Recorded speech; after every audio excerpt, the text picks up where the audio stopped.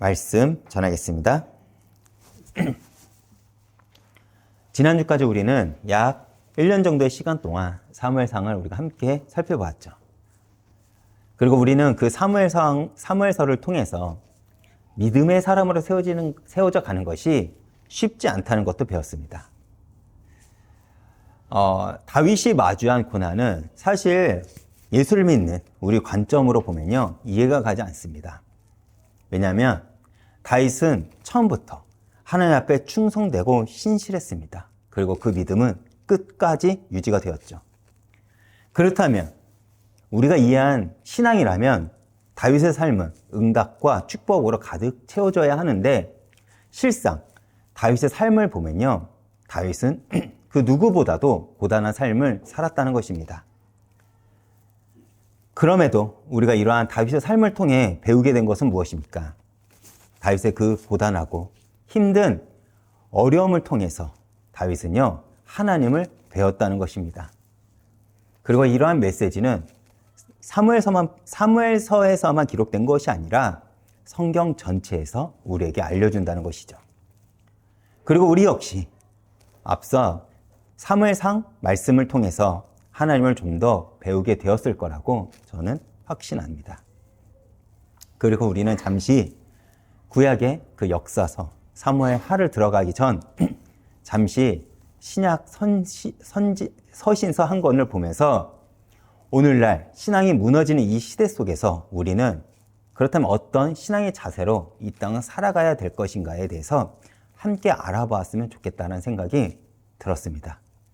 그래서 우리가 성경 말씀으로, 어찌 보면 강해 설교로는 조금 낯설게 느껴질 수도 있겠지만 베드로서를 통해서 우리가 함께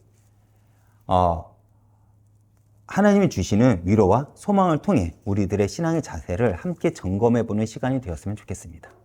그렇기 때문에 제가 베드로서를 준비했습니다. 우리가 신앙생활을 하면서 알게 되는 것들이 있죠. 처음 예수를 믿었을 때는요, 구원의 기쁨과 감격이 컸습니다.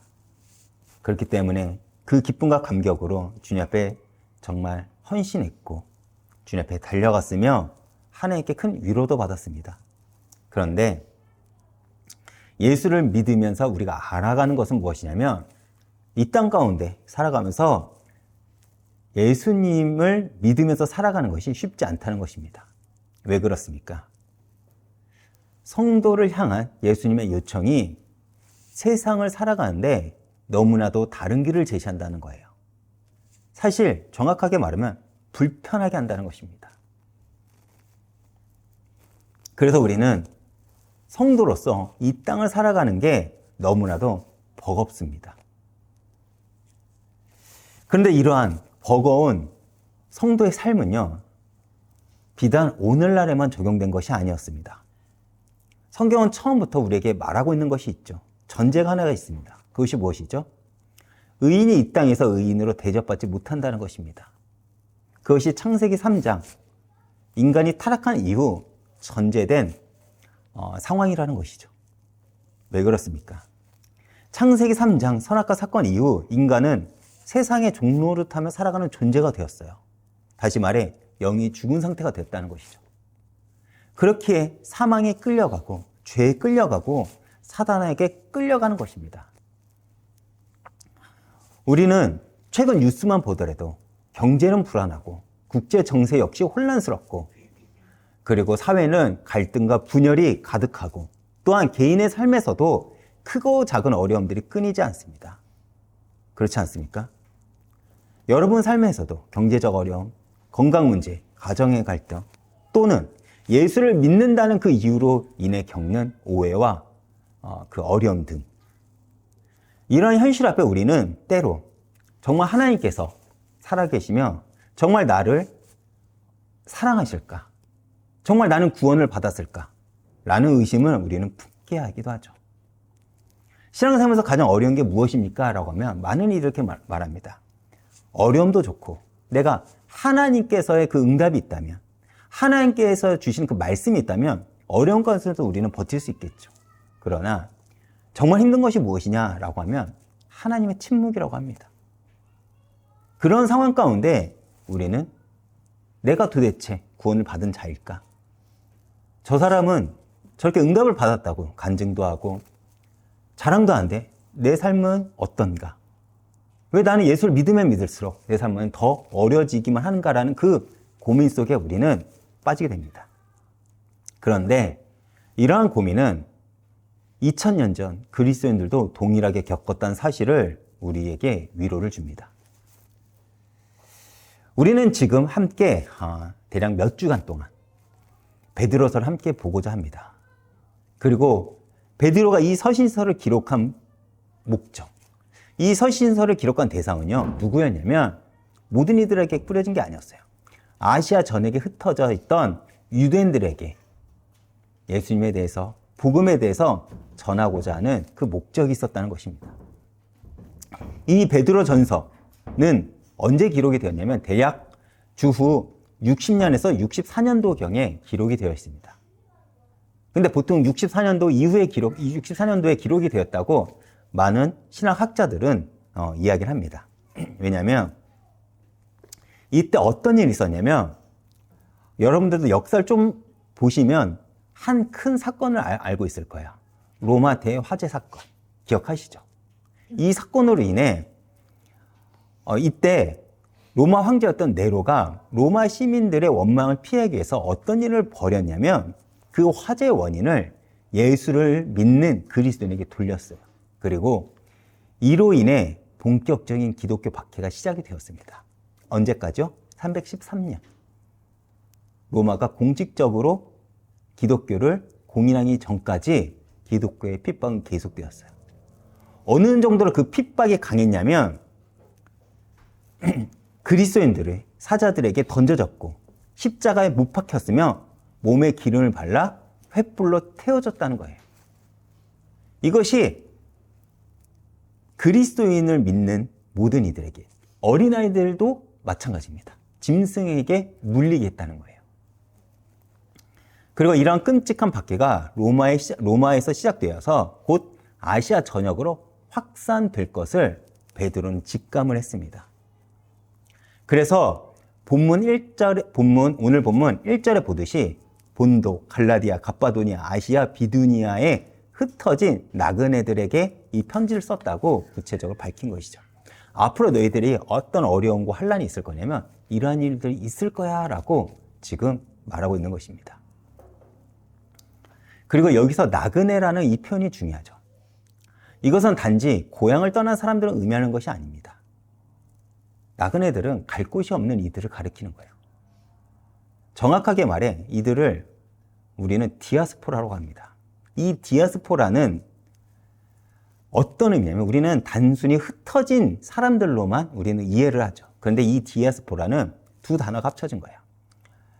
뭐뭐를 통하여, 분산하여라는 의미를 가진 디아와 씨를 뿌리다, 그리고 파종하다라는 의미를 가진 스페이로라는 헬라어 이 두 단어가 합쳐진 단어가 바로 디아스포라입니다. 그렇기 때문에 씨를 사방에 흩다 혹은 뿌려서 흩다라는 의미를 가지게 되죠. 디아스포라는.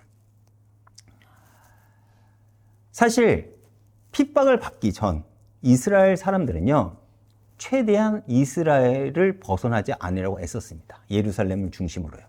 왜 그렇죠? 여기에는 성전이 있기 때문에 그래요. 이스라엘 백성들이 가지고 있는 가장 신앙의 중심이 뭐가 있냐면 성전 중심의 신앙생활이 있었다는 것입니다. 왜요? 거기에는 하나님의 임재가 있는 그 상징적인 건물이기 때문에 그렇습니다. 이 성전이 있는 한 하나님은 우리를 지키시고 보호하신다는 그들의 강력한 믿음이 있었다는 거예요. 그래서 하나님은요, 이들을 뿌려서 흩기 위해서 고난이라는 그 과정을 겪게 하신 것입니다. 근데 그 고난의 강도가 생각보다 거대했죠. 그런데 그러한 상황을 통해서 어떤 일이 저녁에 벌어졌냐? 그들의 흩어짐을 통해서 곳곳에 회당이, 교회가 세워지는 역사가 일어나게 됩니다. 그럼에도 지금 세계는 로마의 통치 아래 있기에 많은 그리스도인들이 핍박이 언제 올지 모르는 그 두려움에 떨고 있었습니다. 그래서 베드로는 이 서신서를 통해 전하고자 하는 메시지는 무엇이냐면 단순한 위로, 용기를 주고자 한 것이 아니었어요. 너희가 곧 닥칠 환난, 시험 앞에서 너희들이 어떻게 하면 이 신앙을 지킬 수 있을 것인지에 대해서 강력하게 메시지를 전하고 있는 것입니다. 그런데 2절에 베드로는 서두에서 매우 놀라운 선언을 합니다. 제가 읽어보겠습니다. 하나님 아버지의 미리 아심을 따라 성령의 거룩하게 하심으로 순종함과 예수 그리스도의 핏부림을 얻기 위해 택하심을 받은 자들. 여기에 삼위 하나님의 놀라우신 그 구원의 사역에 대한 말씀을 사도 베드로는 언급합니다. 구원의 사역은 성부의 예정, 성령의 거룩하게 하심, 그리고 예수 그리스도의 십자가의 사역을 통해서, 다시 말해 성삼위 하나님의 그 열심과 일하심을 통해서 구원이 완성되었다는 것을 우리에게 선포하는 것이죠. 그렇기에 지금 이 말은요, 단순히 고난 앞에, 위기 앞에, 그 절망 앞에 위로를 전하고자 하는 그 말을 넘어서 성도들에게 우리는 너는 하나님이 선택한 하나님의 백성이고, 하나님은 당신의 백성들을 신실하게 통치하시고 그 구원의 완성까지 책임지고 역사하고 있다는 것을 알려주고 있는 것입니다. 그리고 이 말씀은 현재 위기 앞에, 삶의 어려움 앞에, 고난 앞에 있는 우리에게도 주는 가장 확신한 정체성과 그 소망의 근거를 우리에게 알려주는 것이죠. 너희들 소망이 어디 있는 줄 아니? 너희들의 구원을 너희들의 힘과 너희들의 노력과 너희들의 열심이 아니 성삼위 하나님의 그 열심과 능력으로 완성해 갈 거라는 거예요. 그리고 이어 2절에 베드로는 편지를 받는 수신자들에게 이런 언급을 합니다. 택하심을 받은 자들. 이들의 택하심의 근거는 무엇이죠? 바로 하나님 아버지의 미리 하심입니다. 우리는 이것을 예정이라고 하는 것이죠. 우리의 구원은 창세전부터 이미 계획이 되었다. 근데 여기서 우리가 정확히 이해할 것이 있습니다. 이 미리 하심이라는 이 말은요, 단순히 하나님께서 미래를 미리 하셨다는 의미를 넘어섭니다. 헬라어 원문을 보면요, 이 단어는 프로기노스코라고 하는 단어인데, 이것은 미리 안다라는 의미보다는 미리 사랑하여 친밀한 관계를 맺는다라는 의미가 더 강하게 있습니다. 즉, 하나님은요, 영원전부터 우리를 아시고 사랑하셨고 특별한 관계를 맺기로 이미 결정했다는 것입니다. 그렇다면 이 선택의 기준은 무엇이었을까요? 로마서 9장 11절을 보면요, 바울은 야곱과 에서에 대해 말하면서 이런 언급을 합니다. 그 자식들이 아직 나지도 아니하고 무슨 선이나 악을 행하지도 아니한 때를 택하심을 따라 되는 하나님의 뜻이 행위로 말미암지 않고 오직 부르시는 이로 말미암아 서게 하려 하사. 쉽게 말해 이거죠. 우리가 이 자리에 앉아서 예배를 드리는 것, 내가 예수를 믿게 된 것, 이 모든 것이 나의 노력과 나의 애씀이 아니라 하나님 아버지의 일방적이고 무조건적인 사랑이 근거가 된다는 거예요. 이유요? 우리는 모르죠. 하나님이 우리를 왜 사랑하셨고 왜 택했는지 모릅니다. 그냥 이것이 일방적이었다는 거예요. 그렇기 때문에 이것을 칼빈은요, 불강력적인 은혜라고 우리에게 말하는 것입니다. 즉, 바울 사도는 하나님이 우리와 언약을 맺고자 하는 일방적인 당신의 사랑으로 우리를 선택했다는 것을 강조하고 있는 거예요. 그리고 이 하나님의 언약적인 이 말씀을 통해 우리가 확신하게 되는 것이 하나 있습니다. 바로 내가 누구인지라는 거예요. 그 정체성입니다. 사실 많은 경우 우리는 현재 내가 처한 그 상황으로 인해 우리의 정체성을 의심할 때가 있습니다. 나는 예수를 믿는데 왜 이렇게 어렵지? 난 예수를 믿는데 당연히 와야 될 응답이 왜 나에게 오지 않지? 그 정체성이 우리가 흔들릴 때가 있어요. 많은 이들이 그 정체성이 흔들리기 때문에 교회를 떠나고 예배를 가볍게 여기고 세상의 흐름을 따라 쫓아갑니다. 왜요? 하나님은 눈에 보이지 않고 세상이 요구하는 것은 눈에 보이기 때문에 그렇습니다. 그러나 하나님은 우리를 영원 전부터 택하실 만큼 사랑하셨습니다. 그렇기에 우리가 이것을 안다면 지금 내가 어떤 상황에 있더라도 우리는 버틸 수 있다는 거야. 그 사랑에 근거를 해서요. 우리가 어린아이를 키우면서 우리가 배우는 게 있죠. 사랑을 많이 받은 아이들이 어려움이 와도 버틸 수가 있다는 것. 왜요? 그 사랑에 근거를 하기 때문에 그렇습니다. 어떤 고난이 와도, 어떤 시험이 와도, 혹은 내가 실패를 해도 사실 하나님이 나를 사랑했다는 이 사실은 변하지 않습니다. 우리는 하나님이 선택한 하나님의 백성이며 더 나아가 하나님의 자녀이고 하나님의 신부이며 하나님의 신실한 신부입니다. 이것이 우리가 이 땅을 살아가면서 붙들어야 될 정체성이죠. 또한 마찬가지로 우리의 소망이 이 땅에 있지 않다는 것을 우리에게 알려준 겁니다. 우리는 이 땅에서 나그네예요. 이 땅에서 우리가 붙잡고 있을 것이 없다니까요. 그리고 하나님의 영원의 선택은요, 성령의 사역을 통해 실제 우리의 삶에 적용된다는 것을 우리에게 알려줍니다. 제가 3절을 읽어보겠습니다. 우리 주 예수 그리스도의 아버지 하나님을 찬송하리로다. 그의 많으신 긍휼대로 예수 그리스도를 죽은 자 가운데서 부활하게 하심으로 말미암아 우리를 거듭나게 하사 산 소망이 있게 하시며. 성령님은요, 우리를 거듭나게 하시고 산 소망을 주시며 지금도 계속해서 우리를 거룩하게 변화시켜 나가신다는 거예요.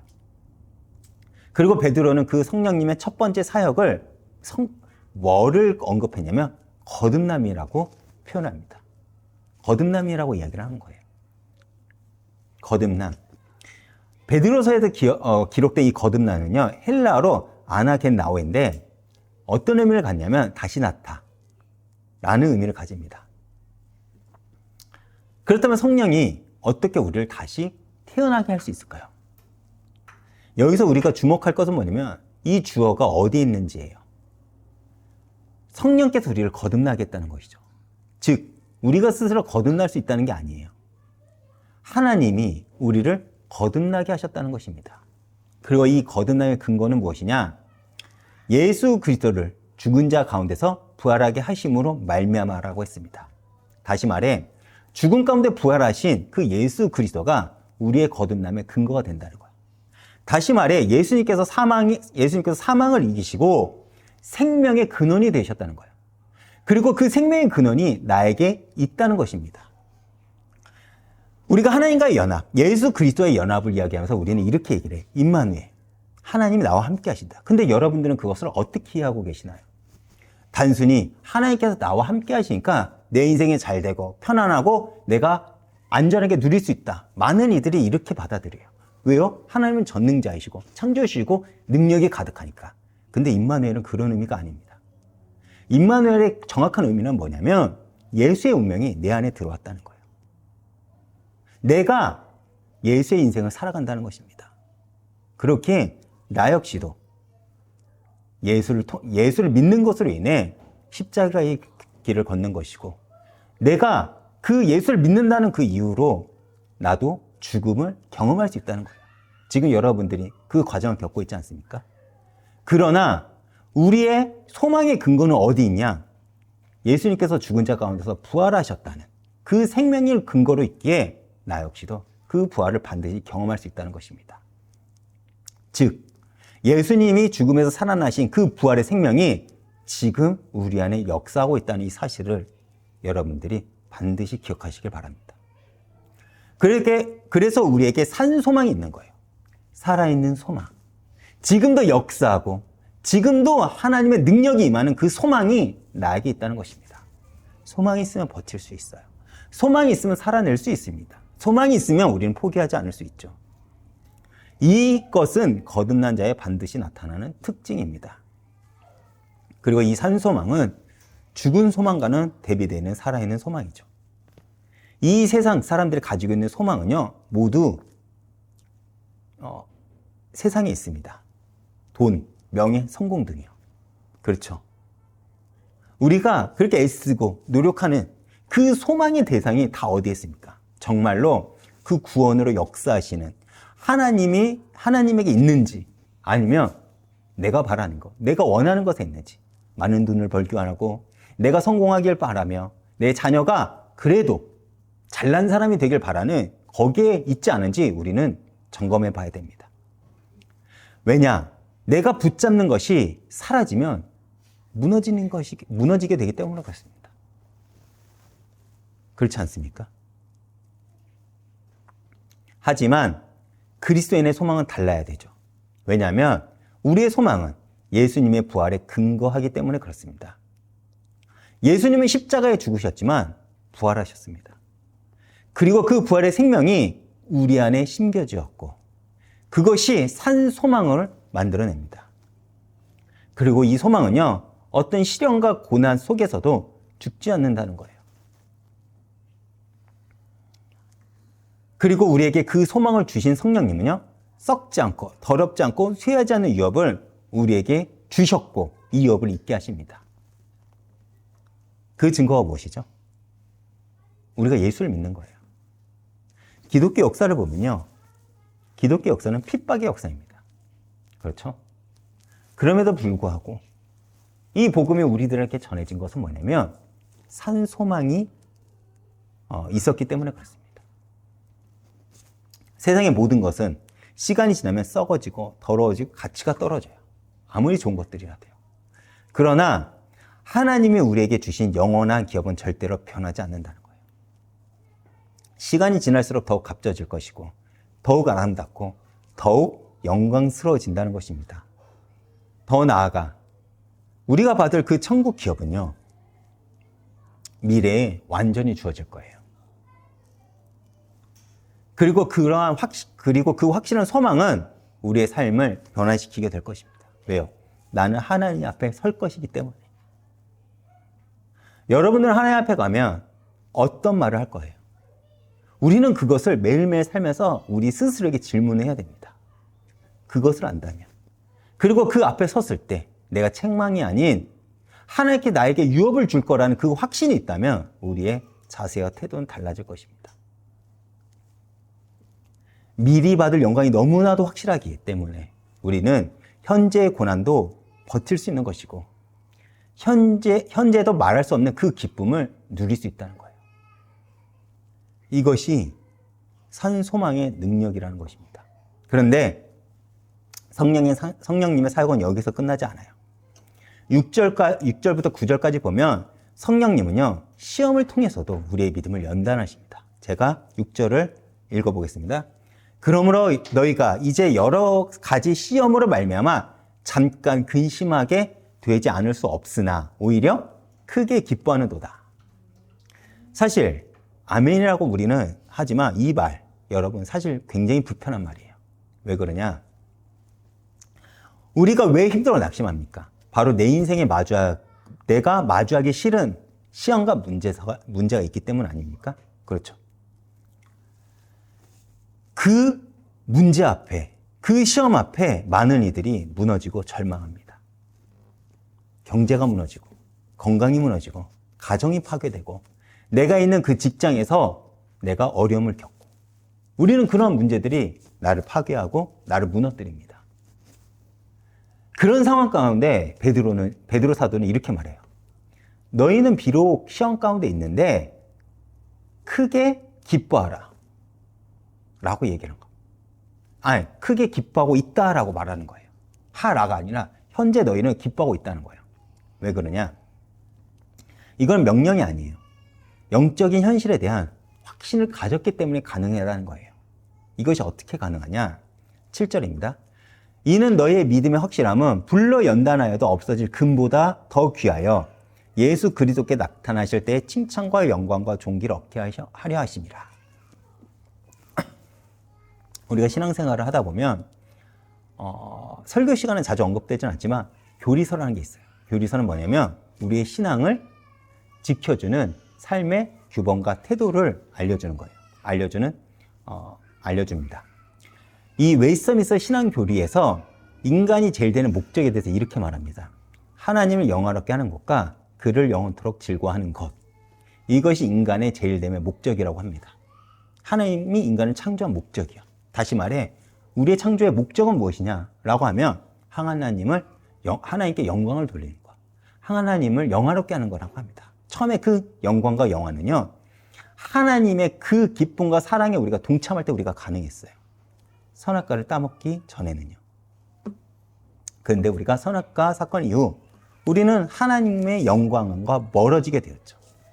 하나님은요, 다시 우리 거 화목하게 하기 위해서 하나님께서 하신 일이 무엇입니까? 당신의 독생자 아들 예수를 우리에게 보내신 것입니다.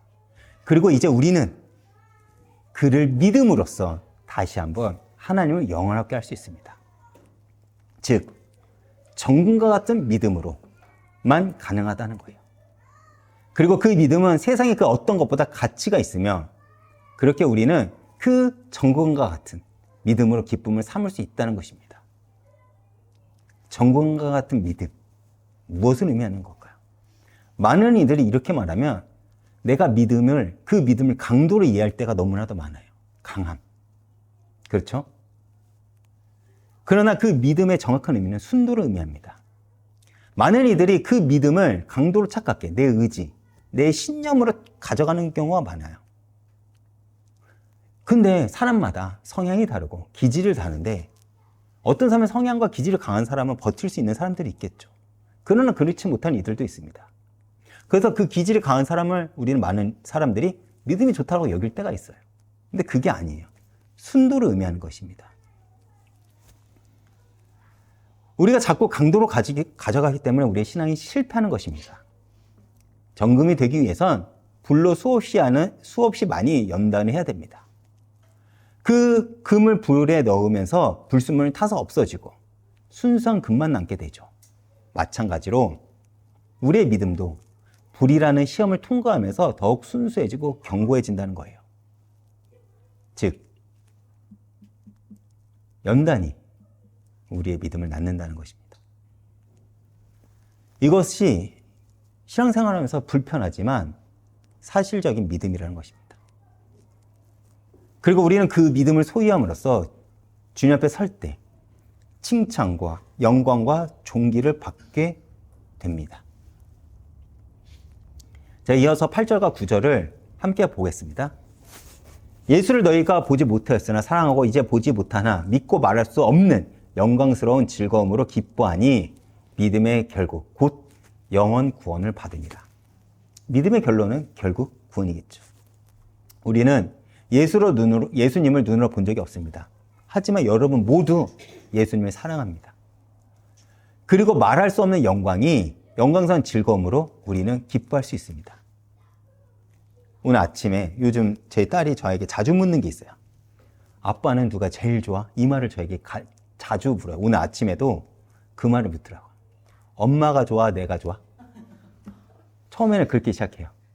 그러다가 마지막에는 꼭 뭘로 끝내면 하나님이 좋아? 내가 좋아? 이렇게 얘기를 합니다. 그러면 저는 목사잖아요. 그래서 하나님이 좋아라고 얘기를 합니다. 제가 예수를 보지 않았어요. 그렇죠. 저는 예수를 본 적이 없습니다. 그러면서 우리의 고백은 무엇이냐면 하나님을 사랑한다입니다. 우리가 어떻게 그런 고백을 할 수 있을까요? 어떻게? 성령으로 말미암아요. 그리고 우리가 고난 중에서도 그럼에도 우리가 지금까지 버틸 수 있는 것은 뭐냐면 하나님의 사랑이 나를 지켰다는 것을 우리가 알기 때문입니다. 그래서 우리가 그 고백을 할 수 있는 거예요. 다시 돌아가 제가 2절의 한 단락과 함께 10절 읽어보겠습니다. 2절입니다. 예수 그리스도의 피뿌림 얻기 위하여. 그리고 10절을 읽어보겠습니다. 이 구원에 대하여는 너희에게 이 말 은혜를 예언하던 선지자들이 연구하고 부지런히 살펴서. 우리의 구원의 완성은요, 예수 그리스도의 피뿌림을 이루어졌습니다. 사도 베드로는요, 십자가라고 언급하지 않고 굳이 핏부림이라고 언급을 했어요. 왜 그러냐? 이 핏부림이라는 표현은요, 구약의 제사 의식을 연상시키기 때문에 그렇습니다. 대제사장이 지성소에 들어가서 속죄제를 통해 피를 뿌릴 때, 속죄제가 우리의 죄를 그 피를 통해 사함을 받게 하는 것이죠. 그것은 백성들의 죄가 사해졌다는 표시였습니다. 마찬가지로 예수님께서 십자가에 흘려 그 피가 우리에게 뿌려졌다는 것은 이제 우리의 모든 죄가 완전히 사해졌다라는 그 의미를 갖게 하기 위해서 이러한 직설적인 표현을 한 겁니다. 그리고 이 사건은요, 이례적이고 완전한 사건입니다.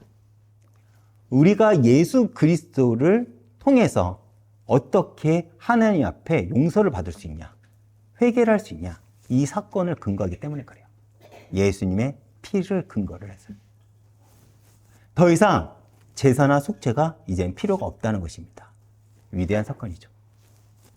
그리고 이 구원이 얼마나 놀라운 것인지 베드로는요, 10절부터 12절에 세 가지 증인을 제시합니다. 첫 번째는요, 누구죠? 구약의 선지자들이에요. 10절과 11절을 보면요, 이 구원에 대하여는 너희에게 임할 은혜를 예언하던 선지자들이 연구하고 부지런히 살펴서 자기 속에 계신 누구를요? 그리스도의 영이 그 받으실 고난과 후에 받으실 영광을 미리 증언하여 누구를 또는 어떠한 때를 지시하는지 상관이라. 놀랍죠? 굉장히 놀라운 사건 아닙니까? 예를 들어 이사야, 다니엘, 미가, 스가랴 같은, 모세와 같은, 사무엘과 같은, 다윗과 같은 그 위대한 선지자들이 우리가 받을 이 구원에 대해서 연구하고 부지런히 살펴보았다는 것입니다. 그들은 메시아가 오실 것을 알았어요. 언제 오실지, 어떻게 오실지는 정확하게 알지 못했죠. 그래서 그들이 성경을 연구하고 기도하면서 그토록 알고자 했던 구원, 그것을요, 우리가 받았다는 거예요. 어쩌면 그렇기 때문에 현재 우리는요, 그 시대의 위대한 선지자들보다 우리는 더 크고 위대한 믿음을 소유할 수 있는 것입니다. 이 말이 이해가 가시나요? 여러분들의 믿음은요, 단순한 믿음이 아니에요. 여러분들이 소유한 믿음은요, 그들이 그토록 갖고자 했고 그토록 원했던 그 구원의 완성을요, 이미 여러분들은 소유했다는 것입니다. 이 특권을 여러분들은 지금 어떻게 받아들이시나요? 그리고 두 번째는 뭐냐면 신약의 복음 전파자들입니다. 12절 전반부를 보면 이 섬긴 바가 자기를 위한 것이 아니요 너희를 위한 것임을 계시로 알게 되었으니 이것은 하늘로부터 보내신 성령을 힘입어 복음을 전하는 자들로 이제 너희에게 알린 것이오 라고 베드로 사도는 말하고 있습니다. 다시 말해 신약의 위대한 전도자들이 있죠. 바울, 베드로, 바나바, 실라, 요한 등과 같은 사도들과 복음 전도자들이 성령에 힘입어 이 복음을 증거를 했고 그 전해진 복음은 지금 우리들에게까지 전해졌다는 거예요. 그들은 그런데 복음을 증거한 이유가 무엇이냐면 자신을 위해서가 아니에요. 자신의 영광을 위해서가 아니었다는 거예요. 누구를 위해서요? 이 복음을 받을 우리들을 위해서라고 합니다. 어쩌면 이것이 전도의 목적입니다. 그런데 오늘날 많은 이들이 전도를 통해서 나를 높이고자 하는 도구로 삼아버리며 전도의 원래 목적이 잃어버렸어요. 그래서 교회가 타락한 겁니다. 왜 교회가 클수록, 성도가 많을수록 목사가 타락하고, 왜 성도들 타락한지 아십니까? 그것을요, 그 사람들의 모이는 그 규모와 그것을요, 나의 능력으로 삼아버렸기 때문에 그래요. 아니에요. 그건 내 것이 아니라니까요. 그것은 하나님께서 나에게 맡겨준 사명이지 내 것이 아닙니다. 근데 많은 이들 그것이 내 것이라 착각을 해서 타락한 것입니다. 그러나 우리는 내가 어떻게 복음을 받게 되었는지 그 사실을 안다면 우리 역시 나를 위해서가 아닌 복음으로 구원의 기쁨을 누릴 또 다른 이들을 위해 우리는 기꺼이 전도를 할 거예요. 내가 그 기쁨을 안다면요. 내가 고난 중에 어려움이 있더라도 내 기쁨이 드러나게 된다면 많은 이들 그거를 보고 예수를 찾지 않을까요? 그렇죠. 셋째, 천사들까지도 살펴보기를 원하는 구원을 누가 받았다고? 우리가 받았어요. 12절 후반부, 천사들도 살펴보기를 원했다고 합니다. 천사는 하나님의 사자들입니다. 하나님의 구원의 목적을 이루기 위해서 사용되는 도구죠. 그런데 그 천사들도, 그 능력이 가득한 그 천사들도 우리가 받은 구원에 대해서 지금 궁금해하고 있다는 거예요. 얼마나 위대한 응답인지 이해가 가시나요? 우리는 너무나도 당연하기에 그 응답이 얼마나 위대하고 얼마나 가치 있는지를 모릅니다. 그러나 이것이 우리가 받은 구원의 가치라는 거예요. 구약의 선지자들이, 위대한 선지자들이 간절히 알고자 했고, 그 사도들이 목숨을 걸고 전했으며, 하늘의 천사들도 살펴보기를 원하는 그 구원을 저와 여러분들이 받았다는 거예요. 산 소망, 그 구원의 확신이, 우리가 그 구원을 받았다는 그 사실이 오늘 우리를 버티게 하고 살아가게 한다는 것입니다. 그렇지만 이 구원은 그저 완성된 것이 아니라 예수 그리스도의 핏뿌림, 다시 말해 그 십자가 사건을 통해서 완성이 되었습니다. 그리고 주님은 십자가에서 다 이뤘다 라고 선포를 하십니다. 그래서 우리는 예수께 소망을 두는 것이고, 그 소망은 우리에게 더욱더 구원의 확신을 갖게 한다는 것입니다. 결론입니다. 하나님은 이 서신서를 기록한 베드로에게 세 가지 특별한 사명을 주셨어요. 첫 번째는 갈라디아 2장 8절에 나와 있습니다. 제가 한번 읽어보겠습니다. 갈라디아 2장 8절입니다. 베드로에게 역사하사 그를 할례자의 사도로 삼으신 이가 또한 내게 역사하사 나를 이방인의 사도로 삼으셨느니라. 갈라디아서는 누가 지었죠? 바울이 지었죠. 바울이 자신은 이방의 사도로 불렀는데 베드로는 누구의 사도로 불렀다고 했죠? 할례자들의 사도, 즉 유대인들의 사도로 세우셨다고 합니다. 저는 이것을 보면서 사람마다 하나님이 부르신 그 목적과 계획이 다르다는 것을 배웠어요. 쓰임새가 다르다는 거예요. 오늘 본문에서 베드로가 흩어진 나그네들, 즉 디아스포라 유대인들에게 편지를 쓴 것도 바로 이 사명 때문임을 기억하시길 바라요. 하나님은 그를요, 뭐라고요? 할례자들의 사도로 세우셨습니다. 유대인들에게, 흩어져 있는 유대인들에게 복음을 증거하는 그 역할과 책임을 주셨다는 거예요. 두 번째 사명은 무엇이냐? 누가복음 22장에 예수님께서 직접 주신 것입니다. 제가 읽어보겠습니다. 32절입니다. 그러나 내가 너를 위하여 믿음이 떨어지지 않기를 기도하노니 너는 돌이킨 후에 내 형제를 굳게 하라. 예수님께서 베드로에게 하신 말씀이에요. 베드로는요, 예수님을 3번 부인했습니다. 이것은 아마 베드로의 인생에서 가장 아픈 상처이고 경험일 것입니다. 자기 자신을 용서하지 못할 그 사건이겠죠. 근데 예수님이 이 사건을요, 앞서 언급한 거예요. 베드로서 22장은요, 베드로가 부인하기 전에 미리 예수님께서 너는 이렇게 할 거라고 예언을 하십니다. 왜? 이것이 사명이 될까요? 아파본 자가 아픈 자를 위로할 수 있습니다. 그렇죠. 베드로는 넘어져 봤습니다. 그렇기 때문에 연약한 성도들의 아픔과 신정, 그리고 죄책감을 누구보다 잘 알고 있어요. 앞으로 수많은 그리스도인들이 예수님을 부인할 거예요. 수많은 그리스도인이 그 위기 앞에, 죽음 앞에 예수님을 부인할 것입니다. 그리고 자신이 부인했다는 그 이유로 그들은 무너지고 좌절하고 낙심할 거예요. 그 죄책감 때문에 괴로워할 것입니다. 그들을 누가 가서 위로해 준다고요? 예수님을 3번 부인했던 베드로가 위로해 줄 거라는 것입니다. 그 목적을 가지고 베드로는요, 이 서신서를 쓴 거예요. 그리고 실제 베드로는 노년에 그들을 위로하는 사역을 본격적으로 합니다.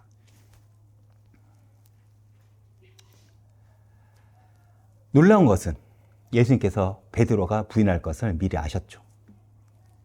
그럼에도 불구하고 예수님은요, 베드로를 끝까지 놓지 않고 품고 가셨습니다. 그 사건이 요한복음 21장에 아침에 베드로를 부르는 장면이지 않습니까? 어떻게요?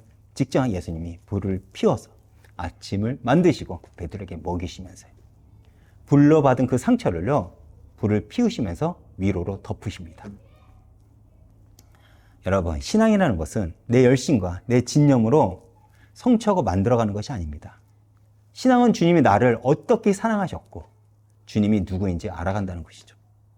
그 위로를 경험했다면 여러분들 각자의 사건 속에 여러분들에게 맺혀진 새겨진 기억들이, 예수님을 통한 그 기억들이 또 다른 누군가에게 하나님의 위로를 전할 수 있을 것이고 소망을 증거할 수 있다는 거예요. 그래서 세 번째 사명은 무엇이냐? 요한복음 21장에 부활하신 예수님이 내 양을 먹이라 이 사명을 주셨습니다. 베드로는 예수님의 예고처럼 넘어졌습니다. 자기 자신도 못 믿고 무너질 때 그때 예수님이 자신을 찾아오셔서 내 양을 먹이라. 다시 말해 내 역할, 그 목자의 역할을 너가 감당하라는 것입니다. 그리고 우리 역시도 이 동일한 사명이 주어졌음을 기억하시기 바랍니다. 하나님은 우리에게 어떤 일꾼을 원하시냐면 자기 존재에 대해서 철저히 부정된 자입니다. 베드로처럼 자신의 연약함을 뼈저리게 경험하고 오직 하나님의 은혜만이 소망임을 깨달은 자들을 하나님은 사용하신다는 거예요. 그렇기에 베드로처럼 넘어지고 실패한 경험이 있다면 그것을 부끄러워하지 않으셔도 됩니다. 오히려 그 경험이 다른 연약한 성도들을 위로하고 세우는 귀한 도구가 될 것입니다. 또한 베드로가 주님을 부인했을 때 예수님은 그를 끝까지 사랑하셨고 찾아와 회복하셨음을 기억하시길 바랍니다. 우리가 아무리 연약하고 부족해도 그 하나님의 사랑은 변하지 않는다는 거예요. 그리고 이것이 우리의 진정한 소망이 될 것입니다. 그렇기 때문에 하나님의 그 일방적인 사랑을요, 신뢰하시길 바랍니다.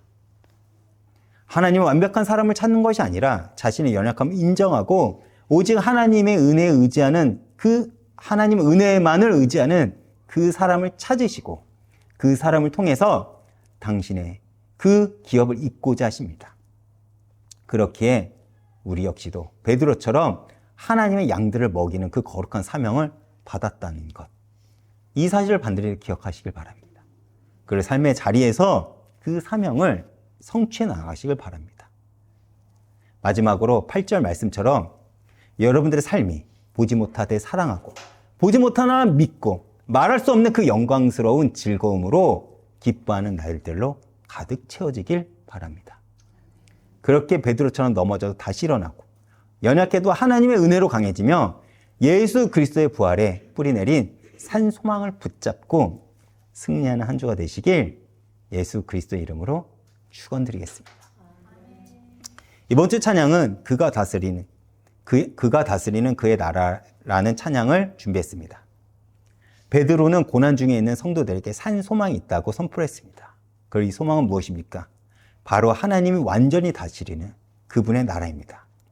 이 땅에는 아픔과 슬픔이 있지만 하나님 나라에서는 썩지 않고 더럽지 않고 쇠하지 않는 영원한 기업이 우리를 기다리고 있습니다. 베드로처럼 우리도 이 땅에서 때로는 넘어지고 실패할 수 있고 낙심하고 좌절할 수 있습니다. 하지만 하나님의 은혜는 우리의 연약함보다 크시며 그분은 우리를 끝까지 사랑하십니다. 그렇게 우리는 이 땅에서 비록 나그네로 살아가면서도 하나님의 뜻을 품을 수 있는 것이고 믿음으로 하나님 나라를 사모하며 살아갈 수 있는 것입니다. 이것을 기억하시면서 오늘 이 찬양을 통해 산 소망의 은혜를 깊이 묵상하시며 큰 위로와 격려를 받으시길 바라겠습니다.